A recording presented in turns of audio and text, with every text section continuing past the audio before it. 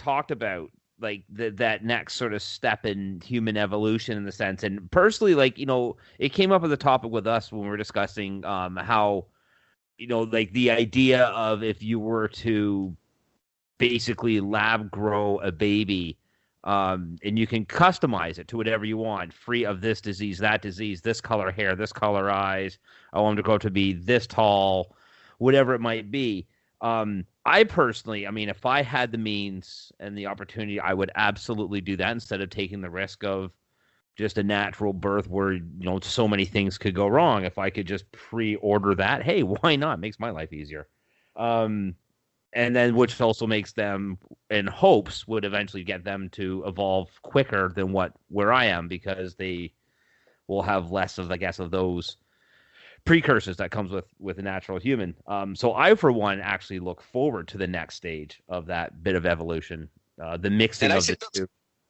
I think those precursors are necessary. I think they're part of the evolution. And if you try to skip those steps, you're going to come up with a weaker being.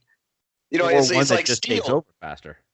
you love knives. Your steel. If your steel is not hot pressed properly, if you skip a few steps, then you come up with shitty steel. Until the next evolution of steel comes along, and that's just it, is where you get the cold infusion of steel, which exists. Eliminates a whole lot of extra treatments, costs a lot more money for the technology, but it does exist. I just think that I think that humans, as far as we are, I think we've peaked. I don't think we're going to get any better than this. I think we're at this point, if we don't evolve to the next stage, I think we are going to start devolving. Oh, we absolutely are. And I'd like to bring Roger in on that thought, because I've always agreed with Nietzsche that we have to get, basically to paraphrase, we have to get sick before we get better. And I think we see it happening. Roger, where do you think what would be the next step in evolution for us? Well, sadly, evolution means that if there's a next step, that means we have to go away, because the next step is an improvement on us. It's different from us. And that's what happens. And we are devolving in a sense where the less intelligent people reproduce faster than the intelligent people. You see that happening naturally, because intelligent people put off having children much longer than people who don't. Let's say you don't go to college, you probably are having children sooner than if you do go to college. And over time, that adds up. We have an average intelligence level that's affected by that. But if there is, let's say that somebody has a baby that's superior to us, and you see that in movies, mutant movies where mutants are born, and then the people who are not mutant feel threatened and then want to stamp out these superior beings, because that means we have to go away, and then we've got warfare. Well, that's what we've always done, though. We do that with just different races of ourselves. Well, we did that with Cro-Magnon, and there was actually, I think, something like 6 or 7 different types of humans that existed 50 to 100, 200,000 years ago. We are the ones, Homo sapiens are the ones that survived. We stamped out all the others eventually. And some of them, we interbred with some of them. So you see that, you can find that's one reason they know that there were these different versions of humans, because they can find remnants, genetic remnants. One was called the Denisovans, and they primarily were in the Australia, New Zealand area of the world, and they were distinctly different. Yeah, they were distinctly different from Homo sapiens sapien. They still are. They were close enough that we could interbreed, and so we did. And so you can see some people still have pieces of them that are carried forward. That is exactly how I've always described Australians. That makes perfect sense. So yeah, it's not a great thing, Evolution means we go away. That's the hard part, and then some new thing replaces us. And with the way the world's going right now, I support this. I look forward to seeing our new leaders or our new species that replace us. If they need a knife sharpened, let me know before I go. As long as they're not Trump supporters, I'm in.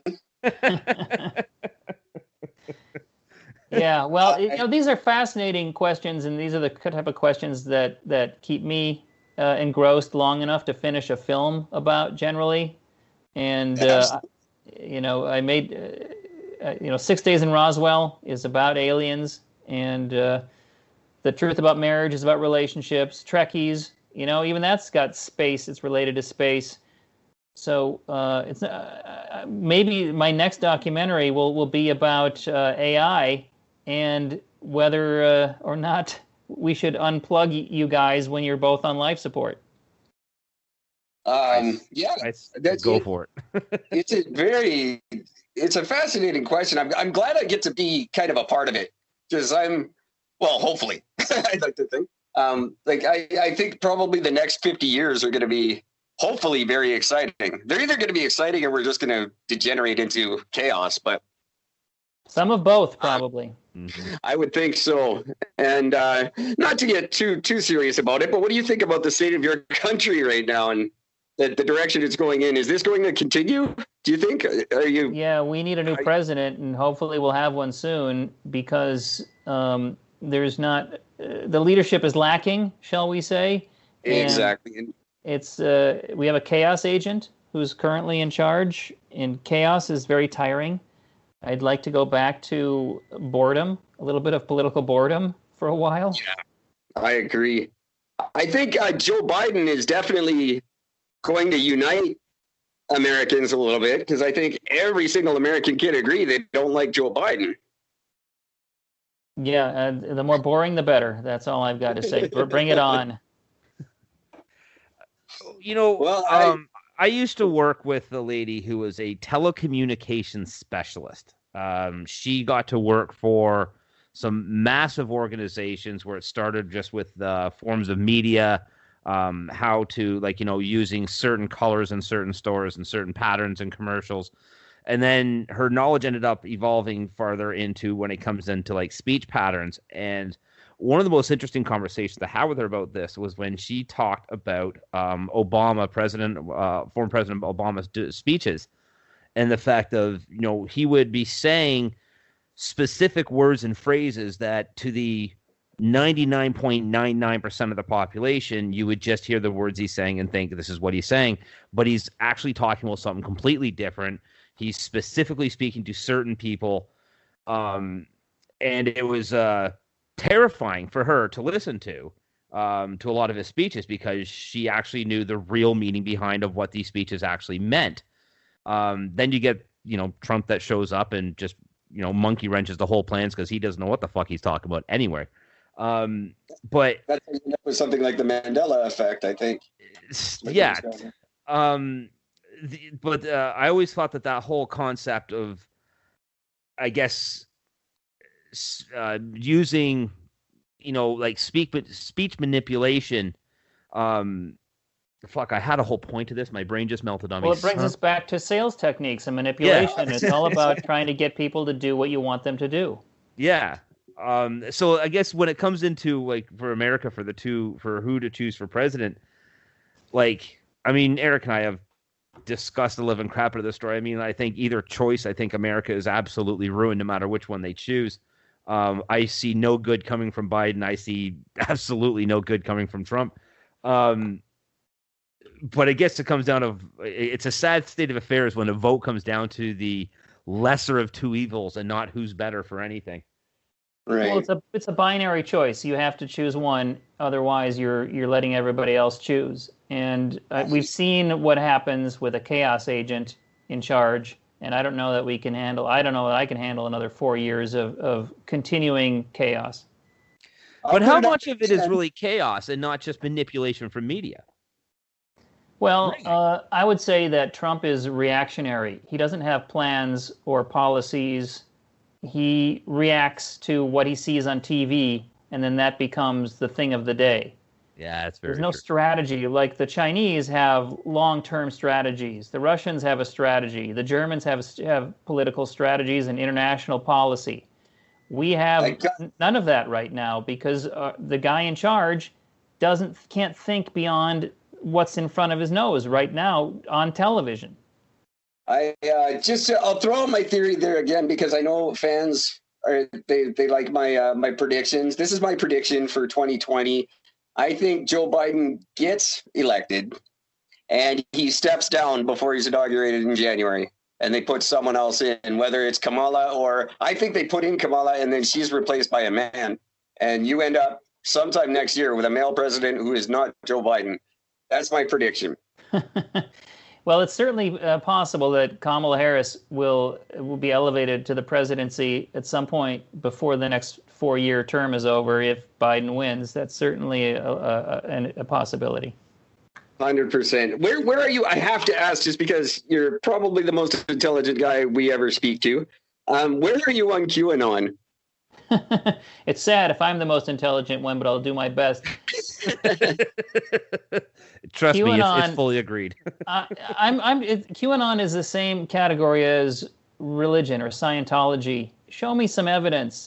If you're making wild claims, you're gonna need some strong evidence, and there's no evidence. It's just some lunatic tweeting, or where's the evidence? There is none. No, they're the same people that I know who subscribe to the QAnon theory are also flat earthers. So, and ones that genuinely believe it. Yeah, well, if you think the Earth is flat, I don't feel like I'm stepping out on a limb to say you're an idiot. I have flown on airplanes. But did you bring a level with you? Because if you bring a level, that shows the Earth is. I couldn't even say the sentence. Yeah, flat earther is they're dum-dums. Is that a good word? Yeah, that's the nicest way. I don't know how many of them are being genuine or how many are just pranking us, but it's a weird time to be alive, and that's what I mean. So if we don't degenerate into just either the characters from Idiocracy or just end up eliminating ourselves through some silly war. Are the right minds headed in the right direction, do you think? Or is Elon Musk the great savior of the human race? Well, yes, may you live in exciting times. We certainly do. And it's very interesting to see what's going to happen next. And it's amazing to watch what technology is discovered next and invented and perfected. It's fascinating.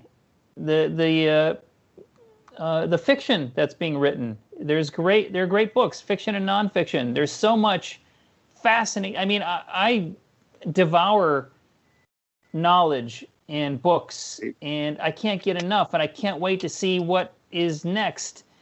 And Elon Musk is a guy he thinks like.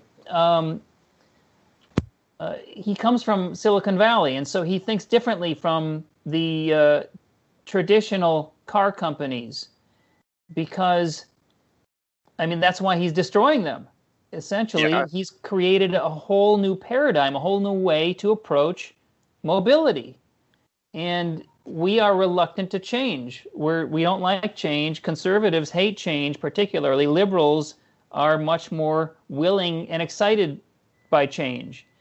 And that's one of the distinctions. And I love to try new things and travel new places and shake things up. And I don't want things to stay the same. But I also don't want us to destroy ourselves. And I believe it's important that we conserve our resources and not pollute and needlessly destroy. I'm a big fisherman. I love going fishing in Ontario every year, every chance I get. And it just saddens me when I see clear cutting or garbage left behind or overfishing. We have to be smart about what we have. And there are many Christian sects who believe that this was all given to us by God and we're supposed to use it up because we're going to get a new world. But I don't think that's a smart way to handle what we have. I think we need to take better care of it. Anybody who thinks that way can absolutely go to Amazon and buy my book, The Only Bad Thing That Ever Happened at the Bourbon Hotel. And everything is explained in that book. So we're on the same page, guys, I think. And so, but I tend to be an optimist. I think